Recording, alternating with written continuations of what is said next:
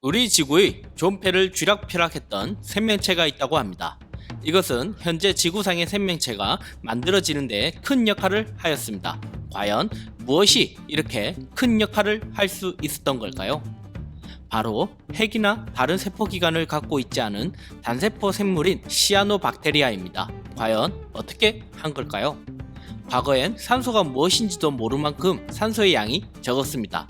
35억 년 전에는 대기의 대부분이 질소, 이산화탄소, 메탄으로 이루어져 있었고 바닷속에는 산소가 없는 환경에서 살 수 있는 현기성 미생물들이 분자를 에너지원 삼아 살고 있었습니다. 그러던 중 지금으로부터 25억에서 35억 년 사이에 미생물 중 한 종류가 이산화탄소와 물을 에너지로 바꿔주는 광합성 능력을 갖게 됩니다. 주로 남색을 띠고 있으며 광합성을 위한 녹색 세소를 가지고 있는 이것이 바로 시아노박테리아의 조상입니다. 광합성을 할 수 있다 보니 다른 종들보다는 생존 능력이 훨씬 우월합니다.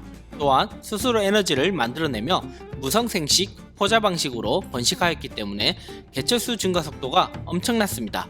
하지만 바다에 완벽하게 적응하여 그 수가 많아진 시아노박테리아에 의해 산소 발생량이 어마어마한 양으로 증가하여 철을 비롯한 금속 원소를 침전하였고 산소가 많아지면서 기존의 현기성 생물의 생존을 위협하게 되었습니다. 산소가 없는 환경에서만 자랐던 현기성 생물들 모두가 즉 25년 전 지구상 모든 생명은 멸종되었으며 시아노박테리아만 살아남게 됩니다. 지질학자들은 이를 산소 급증 사건 또는 산소 대재앙이라고 부릅니다. 이게 끝이 아니라 또 다른 문제가 일어납니다. 산소가 많다 보니 다른 기체와 반응을 하게 됩니다. 메탄은 지구를 따뜻하게 해주는 온실 효과 역할을 하였는데 이 메탄이 산소와 반응하여 이산화탄소와 물로 변하면서 이산화탄소만으로는 충분한 온실 효과를 만들어내지 못하였습니다. 결국 24년에서 21억 년에 걸쳐 발생한 지구 역사상 최초의 빙하기인 휴로니안 빙하기가 발생하게 됩니다. 지구는 수억 년 동안 하나의 거대한 눈덩이처럼 변하며 오랜 기간의 빙하기를 거쳤고 이후 환경 변화에 적응한 일부 생물들이 산소에 적응하여 호기성 생물로 진화하게 됩니다. 호기성 생물에 의해 산소 농도는 오르락내리락 하다 오늘날의 21%에 도달하게 되었습니다.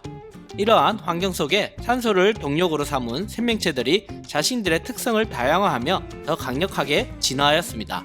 이 이야기를 다룬 설이 있는데 바로 세포내 공세설입니다. 수억 년 전 다른 미생물들이 시아노박테리아를 통째로 삼켰는데 이후 시아노박테리아가 그 안에 살면서 엽록체로 진화했다고 하는 것입니다.